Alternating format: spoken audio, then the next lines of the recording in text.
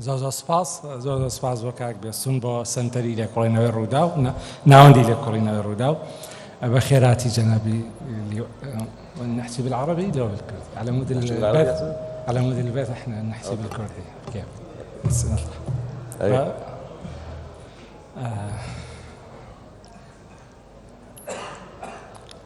الله سمعت السؤال يا ريت زور بخير بي الو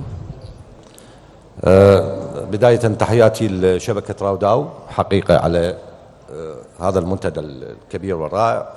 أيضا تحياتي لكل السيدات والسادة الحضور، وإن شاء الله نتمنى تكون هاي الندوة الحوارية مفيدة للجميع.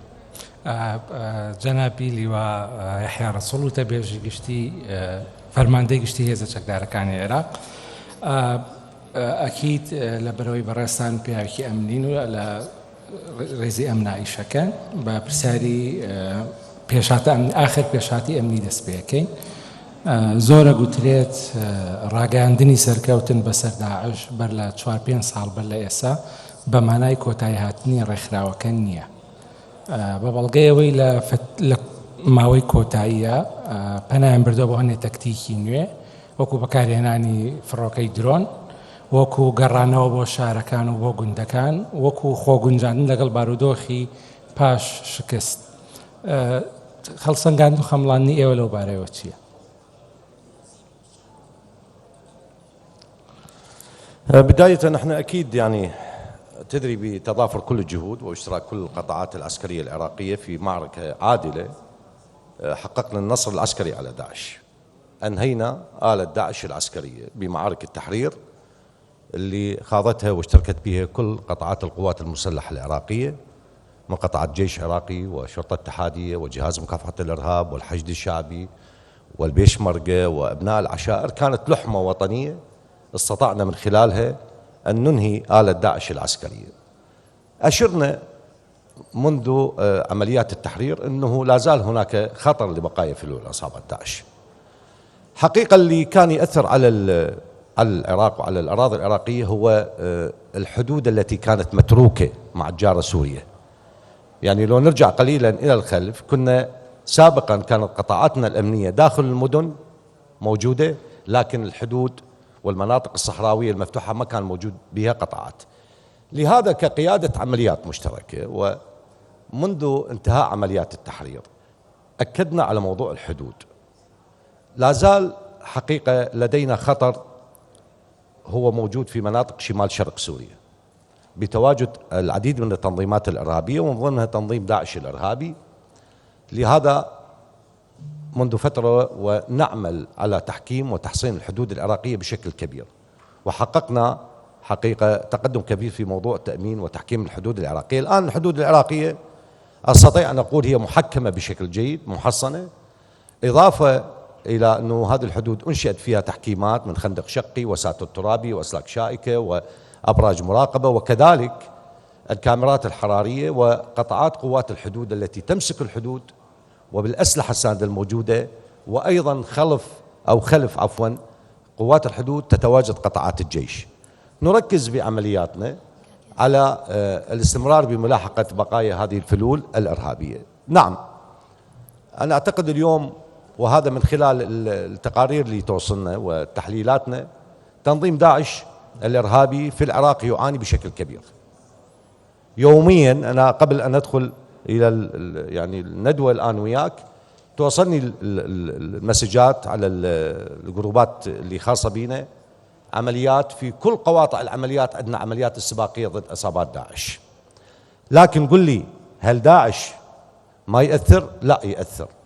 ليش؟ لأنه هو الآن رجع إلى التكتيك القديم، أنه يعمل بمفارز، عمل عصابات، يختبئ، يتحين أي فرصة، سواء ممكن في بعض الأحيان سوء الأحوال الجوية، الغفلة، عدم الانتباه، وهو يراقب حقيقة تحركات يعني في بعض المناطق يمكن يقعد يراقب تحركات القطع العسكرية اللي موجودة، نهوضها، حركتها، الطرق اللي تستخدمها، كل هذا احنا نأكد عليه مع قطاعاتنا. العفو سيادة اللواء، ما هي أبرز التكتيكات التي تعتمد عليها داعش في الوقت الحالي هناك حديث عن استعمال الطائرات الدرون والطرق الاستخباراتية الجديدة ومراقبة الاتصالات وما إلى ذلك من استخدام الوسائل التقنية يعني. لا، يعني داعش الآن هو يستخدم تكتيك العصابات، يعني ما يستطيع أن يجابه، هو يعمل بمفارز من 2 إلى 3، في بعض الأحيان ممكن يوصل إلى 5 أو 6 عناصر، لكن ما يقدر أنه يجابهك كمجابهة يجابه القطعات. 2، نظام العصابات أو عمل العصابات هو يعتمد، نحن نسميها عندنا بالعسكرية نسميها القتالات الخاصة، أنه يزرع لك عبوة، إطلاق نار مباشر، إطلاق نيران غير مباشر. إحنا لو نجي نشوف داعش الآن ما عنده القدرة والقابلية على أنه يستخدم مثلا الطائرات المسيرة بكثرة، لا، الآن إحنا بدنا نستخدم الطائرات المسيرة، إحنا اللي بدنا نستخدم تكتيكات. الأهم من هذا أريد أركز على نقطة مهمة، معركتنا مع ما تبقى من عصابات داعش الإرهابي هي معركة استخبارات. اليوم معركتنا هي معركة استخبارات، لهذا حقيقة القيادة العسكرية العليا وعلى رأس السيد القائد العام والسيد معالي وزير الدفاع والسيد رئيس الأركان وكل القيادات العسكرية نأكد على العمل الاستخباراتي. في قيادة العمليات المشتركة لدينا أنشأنا خلية اسمها خلية الاستهداف، تتواجد فيها كل الأجهزة الاستخباراتية التي تعمل ضمن الساحة، ويكون تبادل للمعلومات. سابقا حقيقة كان موجود مثلا جهاز استخباراتي لديه معلومة، لا يمرر هذه المعلومة للجهاز الاستخباراتي الآخر أو للقطعات الأرضية الموجودة على الأرض. التكتيك الآخر اللي بدنا نستخدمه الآن إحنا هو العمليات النوعية والاستباقية. كيف؟ بمعلومات استخباراتية، برصد، نبدأ بعملية متابعة وملاحقة لهذه المفرزة أو المجموعة اللي موجودة، ونستخدم الضربات سواء بالقوة الجوية، طيران قوة جوية أو طيران الجيش العراقي. وفي بعض الأحيان نستخدم العمليات النوعية بقطعات مدربة تدريب راقي على قتال المناطق المبنية وحرب الشوارع والقتالات الخاصة. وكان آخرها يعني لابد أن أذكرها العملية الأخيرة التي نفذت في عكاشات، كانت لأكثر من 15 يوم متابعين هذه المجموعة الإرهابية، وحقيقة كان بإشراف ومتابعة يوميا من قبل السيد القائد العام، واستطعنا أن نحاصر هذه المجموعة بقطعات منقولة جوا من أبطالنا بجهاز مكافحة الإرهاب. تم قتل 17 عنصر من هذه المجموعة، وتقريبا مؤكد لدينا من 3 إلى 4 يعتبرون من قيادات الصف الأول لتنظيم داعش، والآن جاري البحث في الجثث حتى نعلن عن هذه الأسماء. وهناك تقارير أمريكية تفيد بأن داعش يمثل خطرا جسيما في 2023، وبدليل أن تماسكه ما زال موجودا واستهداف قياداته العليا لم يؤدي إلى تفكيك التنظيم أولا. ثانيا، وما زال بإمكانه الوصول بسهولة إلى وسائل التواصل وإلى منصات الإنترنت في العالم أجمع. كيف ما تقييمكم لهذه التقارير؟ أنا أرجع وأقول لك شغلة، تنظيم داعش تنظيم دولي ليس محلي، يعني في كل العالم داعش موجود. 2، داعش قوي جدا في مواقع التواصل الاجتماعي والمنصات الإلكترونية، لكن احنا الآن عندنا مجابهة بخصوص هذا الموضوع. حقيقة بدنا نعمل على تفكيك وغلق العديد من هذه المنصات، إضافة إلى عملنا كإعلام أمني وعسكري بإيصال الرسائل العسكرية بخصوص داعش، وحققنا نصر كبير. شوف، لو نرجع على داعش في 2014 أبان سقوط نينوى العزيزة، داعش في بعض المناطق العراقية من خلال التواصل الاجتماعي ومن خلال الأعمال الإعلام سقطت مدن بدون أن تقاتل. الآن الوضع اختلف، الآن المبادرة والمبادئة بيدنا احنا، سواء عسكرية، إعلامية، إلكترونية، ودنجابه هذا التنظيم بشكل دقيق ويومي. وأكد أنه داعش تنظيم دولي يختلف عن تنظيم طالبان. طالبان لو نجي عليه هو تنظيم أو يعني نقول عليه محلي أو قطري خاص بأفغانستان، لكن داعش نلقى أنه موجود بين كل العالم بهذا التنظيم. وده نلاحظ حقيقة خلال الفترة المضيت وبعد معارك التحرير وإعادة تحرير الأراضي أنه متابعتنا الكترونيا انه حتى التجنيد لدى داعش بدأ يقل بشكل كبير بدأ يقل. هو الآن يعتمد على المحليين. يعني لو تجي مثلا في العراق هناك بعض العناصر المحلية اللي اختبرت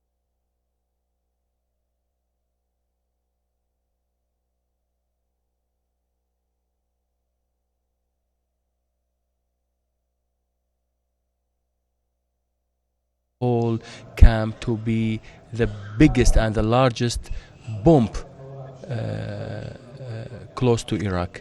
What are the updates about the ISIS combatants inside Al-Hol?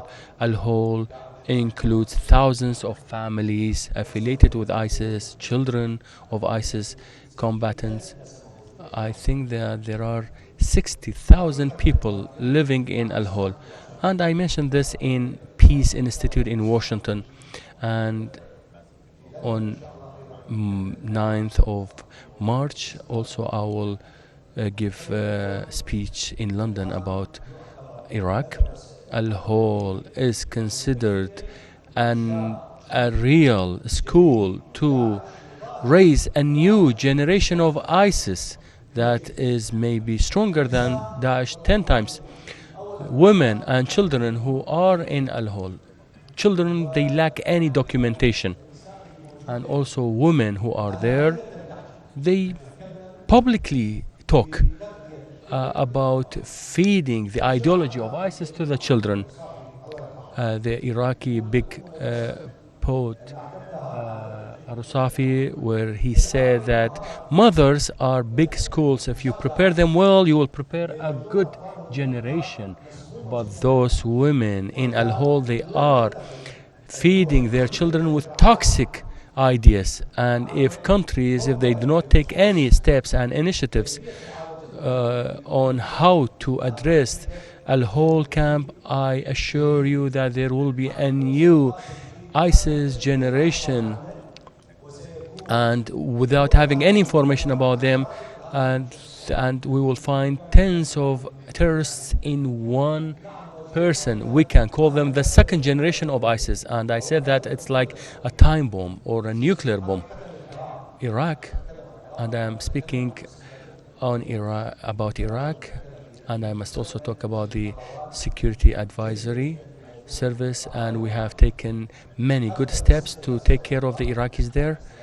We have received 6 to 7 groups of families who have returned from Al-Hol.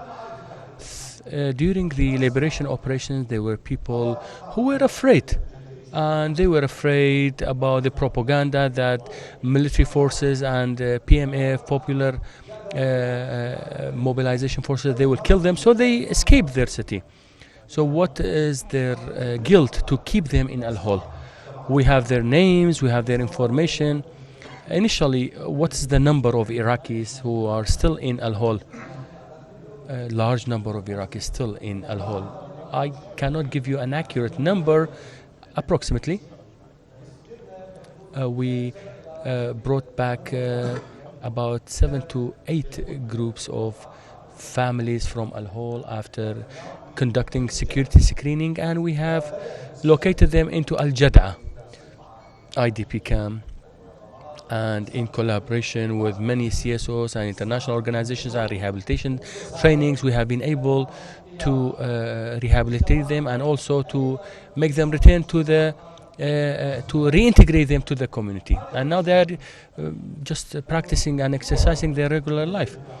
The countries who still have citizens in Al-Hol camp, they shall not feel shy or embarrassed to take their citizens back. I think we need an international coalition on how to rehabilitate the children and the youth who are still in Al-Hol camp. This is important because there must be rehabilitation, and to take their data, it's impossible.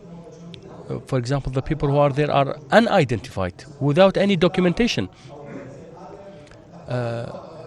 Because I need even to take their DNA and other biometric data and information.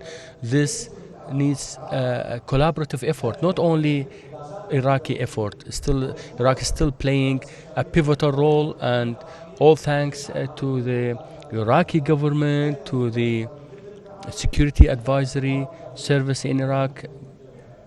Does the Iraqi state have a rehabilitation program for the returnees from Al-Hol, similar to the Saudi rehabilitation program?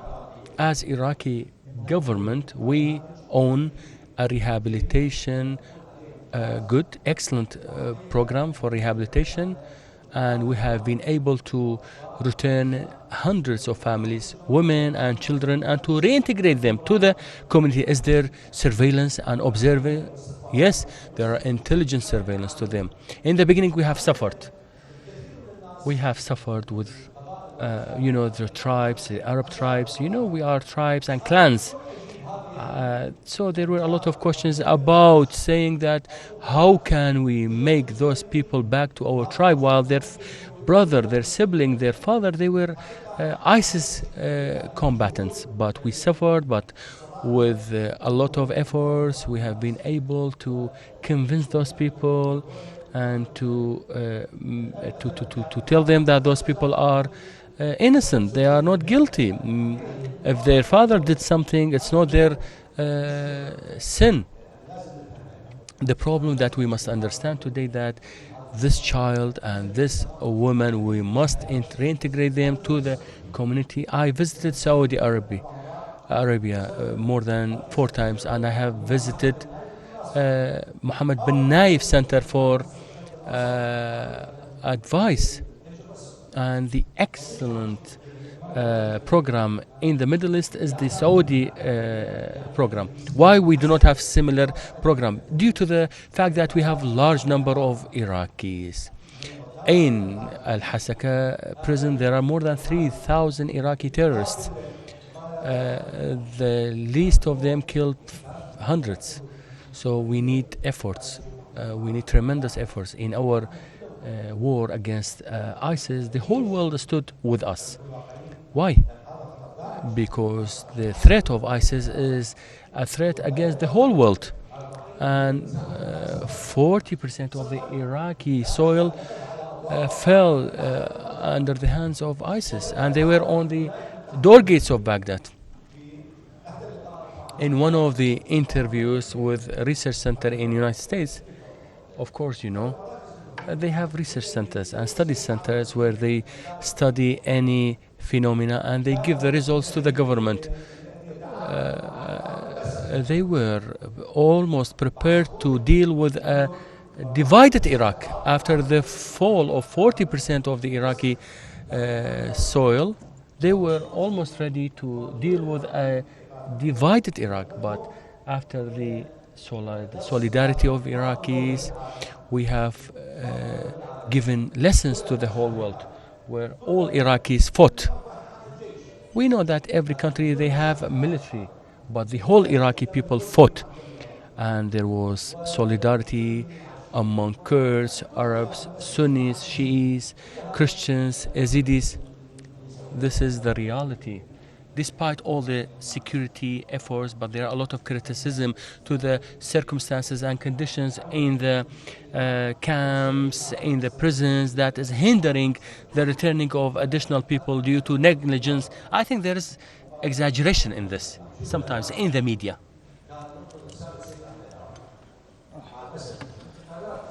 The media gave a bad image on Iraq. Of course, it's not about the. Let me tell you something. Few days ago, Mr. Ali Al-Khalidi, it's in a Sharqiya media outlet. He went to the Al-Hud prison and women prison, and he gave a very actual image about the prisons there. Now, we already start to close all the IDP camps except the Al-Khazar one. We are still, and we're working on it, and our national security system is working on this. And also, I do appreciate what they did, and I'm just grateful to them, and I'm expressing my appreciation to them. So the efforts are very big. What about the security harassment to them and security checks and all these things? What do you think? I think this is a kind of regulation, and it's a direction which is an order by the chief of command of the Iraq, the chief commander of Iraq. We need to have information. Me as Yehia Rasool, I'm going to buy a piece of land in Arbil or buy a car somewhere, a vehicle. So there should be a database to put everything. But if I'm going to be wanted, of course, there must be something, a red flag that says that I am wanted. So it's important to collect the data and the information. So let me tell you frankly, what is they are just showing about Iraq is not correct, frankly speaking. Besides that, there are witnesses. There are, let's say, security gaps in Iraq. There are security gaps in Iraq and even in Nineveh, and empty places in which ISIS is taking it. And this is not so. Today, I think the best coordination with the KRG as GOI, headed by the Prime Minister, Commander-in-Chief of the Armed Forces. We have delegations in Baghdad, the President of the region and the Prime Minister of the region. And today, we have Peshmerga forces in Baghdad. The most important meeting is the Ministerial Security meeting. Important decisions are taken at the level of Iraq. We see the Commander-in-Chief, Mr. Isa, and the Peshmerga delegation. They were there. And secondly, we have very important point to focus on. Why this coordination is not reflected on the ground. From the field leaders, people can see that Daesh, hang around, and they don't have the power to fight with them. There are two important points. First, these places, the gaps between the Peshmerga and the Iraqi army, it's already indicated. The drones, we have with surveillance, drone surveillance, we know everything happening in these gaps. Everything. We have all the information. A step that we took, a very good step, that we established two teams, procedures. We are just waiting for financial allocation, because those two brigades are now part of Ministry of Defense, and they will be taken salaries, and everything they need will be part of Ministry of Defense. And I'm very hopeful. I really thank the COR, Iraqi SAR, that very soon they will pass the budget and allocate the money needed. So because really we didn't have a budget like it was 650 millions. What to do with what to buy, what to build, and what are the logistics? It's an army. We need to build its Marines, Air Forces, and other services. I think next stage will see a big change at all levels, at the level of the government, at the level of coordination with the KRG. Now let me see the College of Police and College of Defense and College of War. We have the Peshmerga, and they are given certificates from the military academies from the Ministry of Defense. And yesterday I was talking to colleagues from the Peshmerga media, and I told them that I am, as a director of media and also spokesperson of the Commander-in-Chief, you're welcome to come if you need any training in media. So the coordination is very high. It's very important to focus on something. That day I was listening to Mr. Masoud Barzani, His Excellency, and I liked when he was asked, are you Kurdish or Iraqi? And his answer was something that we are all proud of, that I'm proud of my nationality, Kurdish, as a member of Kurdish nation. I'm also proud of my Iraqi. Being Iraqi terrorists don't differentiate between Kurdish or Arabic or Peshmerga or Iraqi. They just know killing. When in Ramadi, in the liberation wars, it was like an organization of destruction. Streets were destroyed, electricity was destroyed, and everything was sabotaged. I mean, there was a plan to destroy Iraq, but thanks to God, we were able to be saved, and now there is a development. Basra in Gulf 25, Gulf Champion. It was a message of peace and generosity to the world. Before we go to the questions, I think this is maybe a warning to the politicians and the COR to pass the budget, because there are maybe security consequences on. Let me interrupt. I'm very confident that the Iraqi political blocs and the COR, there will be good news and good tidings and the news for passing the budget very soon. Mr.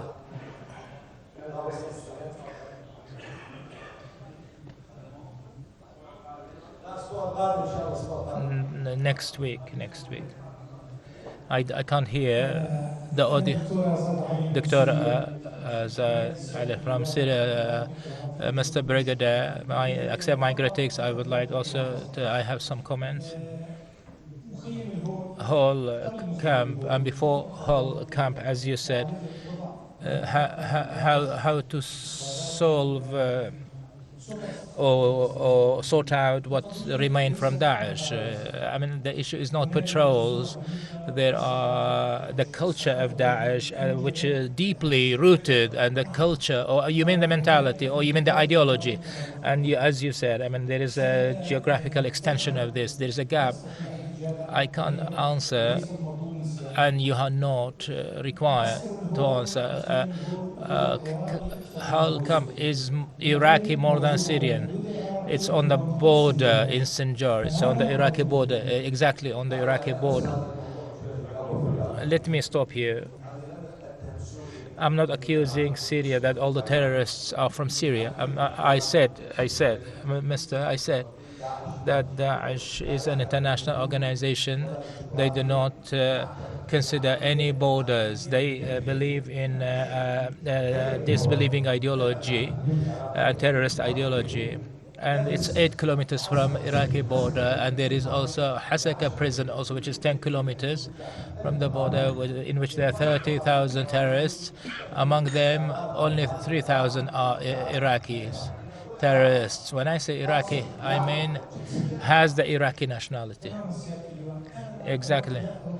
I don't want to take a longer time. I would like to say that there is an international, strong international party do not answer our questions, and we don't know why Daesh that they have very vast areas that nobody can go there. The Daesh fighters in Hasaka prison are guarded by the forces of the autonomous forces. Why are they imprisoned, and why their destiny is not sorted out?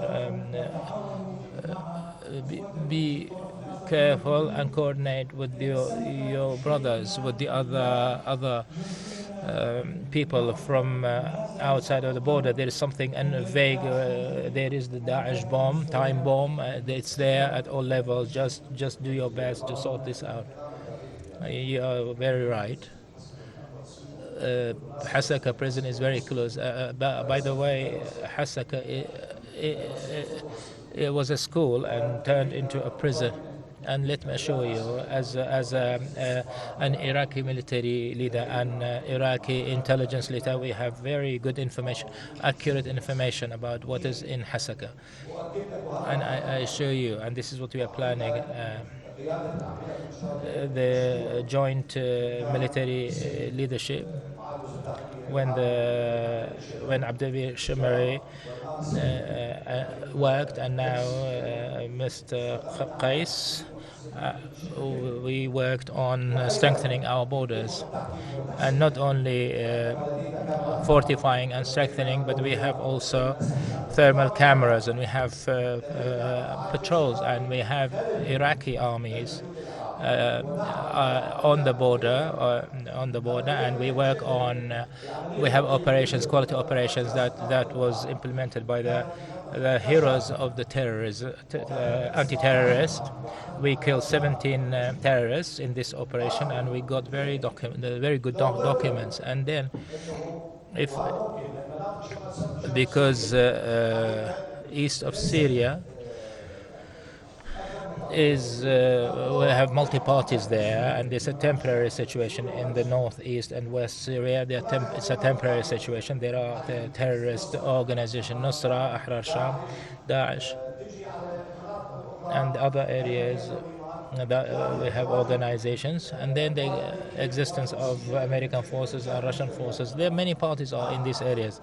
This makes things complicated and makes the security situation complicated. We as Iraqis, we have to protect our land. It's our duty. It's our duty. But is it difficult to build fortifications? No, it's not a matter of this. In military, we say the best means to defend is to attack. And then we've taken all our precautions, and we have coordination in intelligence. I told you, it's an intelligence war. Shukr. Another question.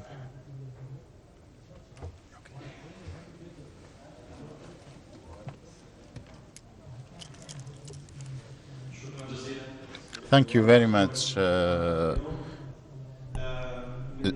General. I have been looking forward to meet one of the commanders or somebody who is spokesperson of the Iraqi armed forces. My name is Khairi Bouzani, and I'm working on the Yazidi persons who have disappeared. We know that ISIS invaded, as you mentioned, that 40% of more or less than 40% of Iraqi territories. After the territorial defeat of ISIS, still there are a number of children and women, Yazidi children and women, who reside in the areas that were occupied by ISIS in different areas close to Mosul. But unfortunately, Iraqi armed forces does not pay much attention to these people and forgot about them and neglect them. But however, we know that there are a great number of women, Yazidi women and children who are still in those villages who were occupied by ISIS. They are not looking for those women and children. The second point is that related to Jad'a and Al-Hol camps. You mentioned that those Iraqi ISIS members,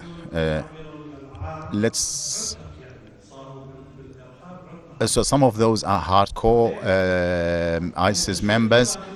So, how many more years do you need in order to rehabilitate or try to de-radicalize those men and women of ISIS? And especially when Iraq brought some of those back to Jad'a camp. Some of these killers are in Jad'a camp, which is next to the Yazidi area. So you are housing the killers next to the victim. In relation to Yazidi women and children, first, as the Iraqi armed forces, what happened to our Yazidi people, it's very, very painful, and we all are feeling this harm. However, we have sacrificed a lot in order to bring back some of those women who were sold by ISIS or the so-called Sabayas. If you have any information, if anybody else who has any information, if you know of any women and children who are still in those areas, please give us those information and we will do whatever we can. So from the highest commanders of the armed forces in the governorates in Baghdad, we are always on the look for those children, women and children of Yazidis. The second point is that in relation to reconciliation, social, community reconciliation, I think he mentioned that. So the children and women we brought back from Al-Hol, today, when I bring back a family, children, and try to rehabilitate them, reintegrate them with the community, it's better than to leave these to the terrorist elements to brainwash them and turn them into criminals and terrorists. So we have been through a very, very strict security checks. So if there is somebody is a killer, we will never forgive them. But there are others who don't have any responsibility for those crimes that have been committed. So those people, some of those people have escaped fear in their lives. So why shouldn't I bring them back and to help them to raise their children within the community? Yes, I said that. Yeah, I think some of the people who are here have witnessed the fact that we have been in a constant competition and a constant conflict with those people who said in the local areas that those people killed us, killed our members of the family. Then we sat down with them, brought the religious leaders, community leaders, and told them that some of these people don't have anything to do with those crimes. So let's win some of those families over and bring them back, rather than create a new recruiting grounds for the ISIS terrorists. Just to give you an example, in Saudi Arabia, when they bring the terrorist who has killed, who has beheaded people, they will put them into the rehabilitation process, and then they try to make a best person out of him and reintegrate him with the society. Mr. Abbas, please use the mic. So the first challenge was related to the border. We know that there was many implications in relation to the border because of the lengthy area and the nature of the area, desert, etc. We all know that. But the important thing is that some people exploited this gap, and we have 400 kilometers of border. So 27 strikes were made by the Americans and others. Many people from popular mobilization units and Iraqi civilians were killed. Sometimes these type of things exist. For example, in Sanjar, the armed forces sometimes are targeted directly by the Turkish bombardments. So what is the Iraqi official position about these targeting, which are acknowledged by the Iraqi government? And these are very, very important gaps, need to be addressed in Hamam al-Alil, in Al-Hol, and on the border. All of these might have implications and might have negative implications on the situation. So what I'm asking about is your official statements and your position in relation to your cooperation with the region, with other partners. So what is your official positions when it comes to Turkey, with the US, whoever targets these armed forces? in relation to the popular mobilization units, is part of PMU is part of the armed forces, Iraqi armed forces, Iraqi security forces.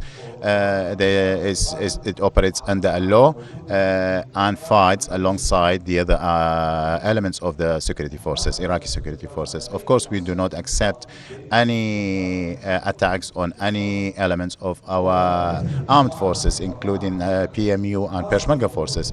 So in relation to the Iraqi-Syrian border, we have, for example, on the border, things changed. The situation is different. But we have also problems with we had problems with the Islamic Republic of Iran, and also with Turkey, with Turkey. We had a discussion about controlling the borders with the High Commander of Armed Forces between us, Iran, and Turkey, and Syria as well. So decisions were made, and all of these borders have been strengthened. And most of the dangers and threats have been minimized or eliminated. So now we are creating new units of border forces on the borders from the people of the areas. So locally, we are locally recruiting people, recruiting volunteers to participate in the protection of those areas, because those people know better about the geography of those areas. Now we have allocated funds, resources and also try to develop the human resources and try to equip these new units.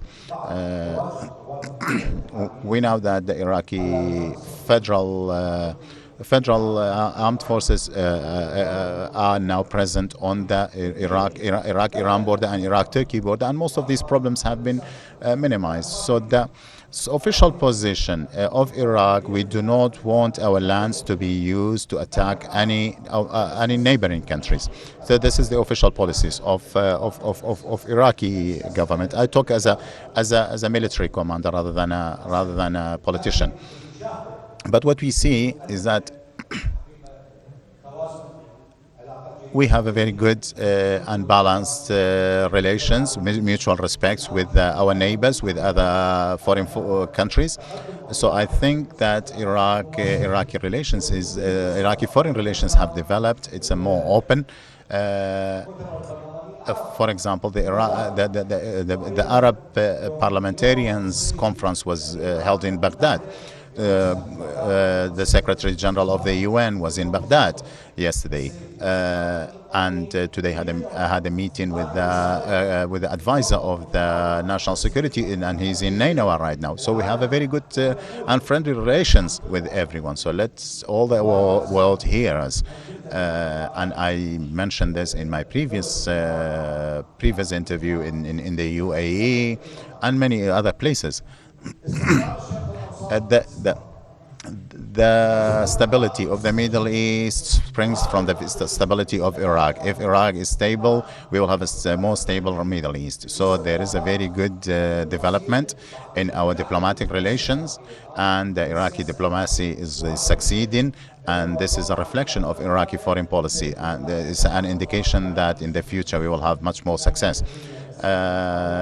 Thank you very much. Of course, we have many more questions, but the time is up. And thank you very much, General Yehia Rasool, for all of these detailed information that you provided about Iraq and the ISIS threat. Thank you.